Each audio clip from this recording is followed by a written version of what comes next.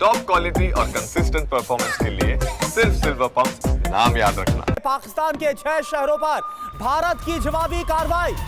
लाहौर, इस्लामाबाद, कराची में जवाबी हमला हुआ है। सियालकोट, बहावलपुर, पेशावर में हमला हुआ है। पाकिस्तान ऑक्युपाइड कश्मीर के कोटली में भारत की तरफ से हमला किया गया। और आप देखिए जो नाम है वो आप जरा देखिए, एक कतार से लाहौर, इस्लामाबाद, यानी कि पाकिस्तान की राजधानी से लेकर कराची बहुत अहम हो जाता है। कराची पर आप समझिए कि खतर के बाद ऐसा हुआ है जब भारत की तरफ से हमले को अंजाम दिया गया। इसके अलावा सियालकोट, बहावलपुर, पेशावर में हमला किया गया और पाकिस्तान ऑक्युपाइड कश्मीर को थर्रा दिया गया है। और चलिए जम्मू का रुख करते हैं। कुमार कुंदन इस वक्त हमारे साथ जुड़े हुए हैं। कुमार, जरा ये बताइए, क्योंकि रात में हमने देखा काफी हैवी शेलिंग जम्मू के पुंछ और राजौरी सेक्टर में की गई। इस वक्त वहां पर क्या सिचुएशन है?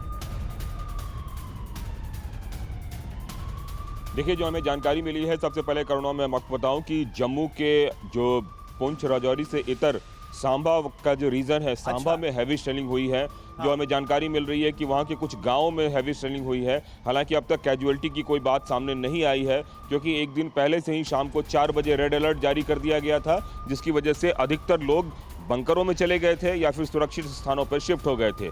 जम्मू में भी जम्मू एयरपोर्ट पर 2 ड्रोन को न्यूट्रलाइज करने की बात सामने आई। इसके अलावा जम्मू यूनिवर्सिटी कैंपस में भी 2 ड्रोन को न्यूट्रलाइज करने की बात सामने आई है। तो निश्चित रूप से कल शाम में जिस तरीके से बार बार पाकिस्तान की तरफ से ड्रोन अटैक किए गए हैं, उन ड्रोन अटैक को अधिकतर जगहों पर न्यूट्रलाइज किया गया है। लेकिन इसके साथ ही हैवी शेलिंग भी की गई है बॉर्डर एरिया में, जिसका भारतीय सेना ने माकूल जवाब दिया है। लेकिन जहां तक अब तक जान माल की नुकसान की बात है, अभी तक हमारे पास ऐसी कोई नुकसान की खबरें नहीं आई है। हाँ, इतना ज़रूर है कि कई जगहों पर शेलिंग के जो तस्वीरें हैं वो ज़रूर दिख रही हैं और कई जगहों पर सेल्स भी नज़र आ रहे हैं। करुणा।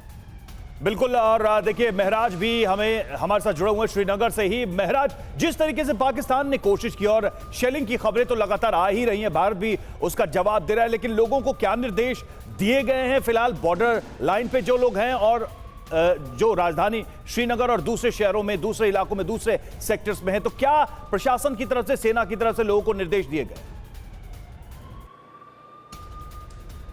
बिल्कुल रवि, बता दें आज पहले ही जो है शिक्षा केंद्रों की जो है छुट्टी कर दी गई है श्रीनगर। पूरे जम्मू कश्मीर में अगर हम बात करें तो वहीं पे अगर जो स्वास्थ्य सेवाएं हैं तो वहाँ पे लोगों को जो है, और जो लोग एयरपोर्ट्स और मिलिट्री इंस्टॉलेशंस के आसपास रहते हैं तो लोगों से सावधानी बरतने को कहा गया है और लोगों से भीड़ न जमा करने की बात कही गई है। क्योंकि बता दें आपको कि जैसे ही ऐसी कोई स्थिति होती है तो लोग पेट्रोल पंप्स और बैंक्स के पास बहुत ज़्यादा भीड़ में जमा होना शुरू होते हैं। तो लोगों से कहा गया है कि डरने की बात नहीं है। विशेषकर अगर हम श्रीनगर और इससे सटे मध्य कश्मीर के जिलों की बात करें, इसमें बडगाम और गांदरबल है, तो लोगों से कहा गया है कि इन जिलों में जो है लोग डरे ना, बिल्कुल एहतियात बरतें और सतर्क रहे।